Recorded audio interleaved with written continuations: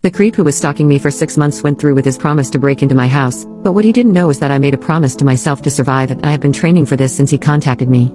For the past 6 months I have been relentlessly stalked and had threats against my life made from someone I dated for a month. It started with phone calls upwards of 45 to 50 a day, 50-page text messages, and him showing up outside of my house at 5 a.m. When I would not comply or feed the negative attention, I began to receive threats, claims that he would unalive me and get away with it. All he would have to do is flee the country. Telling me he shouldn't have to force me to be his friend or give him another chance or else. Every time I blocked his number from contacting me, he would then call me from different ones, try and pretend to be other people or have his friends or sometimes even random strangers he'd ask on the street. I once scared an unsuspecting guy half to death after informing him that the person who had just told him to call me was actually stalking me, and I sent him proof. He ended up calling the police on him.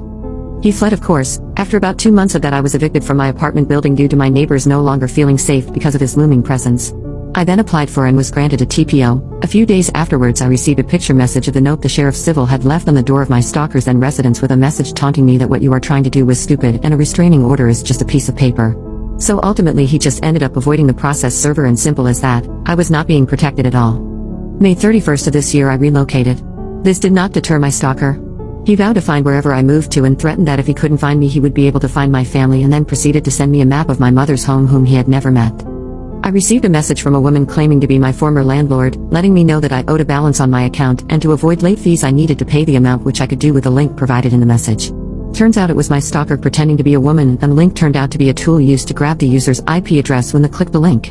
Upon this discovery I changed my phone number and began to systematically dismantle any trace of an online presence I once had. This action only seemed to anger him, and before deleting the profiles outright I would attempt to block him from contacting me. Every time I blocked one he simply created a new one and proceeded to contact me as if nothing had happened. 12 different Reddit accounts, 9 different Tumblrs, 10 different Instagrams, 3 Meetup accounts, 4 Facebooks, with which he changed his location to that of my hometown and proceeded to add nearly everyone from my graduating class in high school, and even 3 Duolingo accounts in MySpace. Yes, MySpace. I then received an empty package from him addressed to my former residence with a declaration, address correction requested, do not forward. I'm assuming he thought that the post office would adhere to his requests and return the package to him with my new corrected address on it. Mid-July he created a profile using my photos and likeness to threaten my family. When I didn't respond he proceeded to post semi-nude pictures of me on the profile in an attempt to blackmail me to speaking with him. I did not and contacted Twitter to report the account and have it removed, which they eventually did. On August 21st, 2014, I awoke around 8 p.m. to vigorous knocking and ringing of my doorbell. I look out my window to see who it is, and I was horrified to see my stalker there. I called the police, and of course he fled once again. Over 7 separate police reports filed. This incident was followed by threatening emails from my stalker demanding that I meet him somewhere, or because he had found me that next time I would wake up to gunshots, and that if I didn't he would first taser you and sow in the butt using your boyfriend's blood as lube. This past Sunday night I woke up at 6:45 am to the ringing and banging again. I proceeded to record him on video while I was on the phone with the police.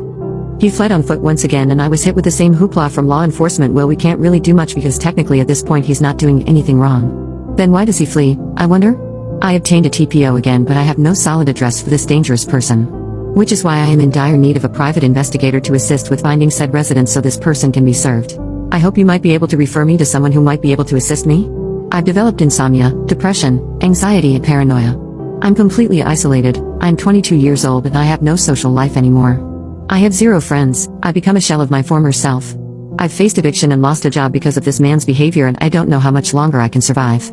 There's actually so much more filler shit that he has done to terrorize me, but for the sake of this already lengthy post I try to condense it.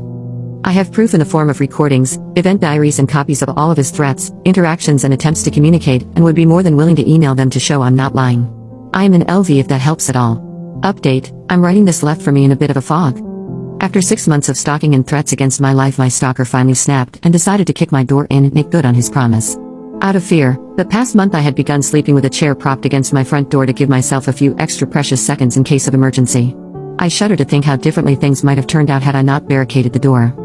I awoke around 1:15 a.m. to the sound of the door giving way after one kick, followed by the sounds of my stalker struggling to dislodge the chair while forcing his way inside. I jumped up and grabbed the gun I've learned to do everything, even shower with. I stood at the top of my stairs and fired twice. Hitting him in the chest, I hear his scream, his disbelief that I'd stood up for myself. 0 to 100 in milliseconds. I've never been so afraid in my life. I do not know if he is living, but I do know the police have him, and that's what helps the most. For months of him evading the police, I began to question whether he was unstoppable, untraceable. Houdini, he would die me and get away with it. As of now I'm in a haze of guilt, surprise, relief and disbelief. I shook as the canines dragged him out from his hiding place under a bush. I survived, where so many people do not. Holy, I survived. The outpouring of support is wild. I can't thank you guys enough. Everyone can be a critic and the fact still remains, you don't know what you will do in a situation until it's presented in front of you. Those who believe there was other things to be done have never had someone tell you that you no longer deserve to draw breath and mean it. And for the should have fired a warning shot folks, there are no warning shots, a gun is a deadly force, you only pull that trigger if you are in fear for your life and all other methods of deterring are gone.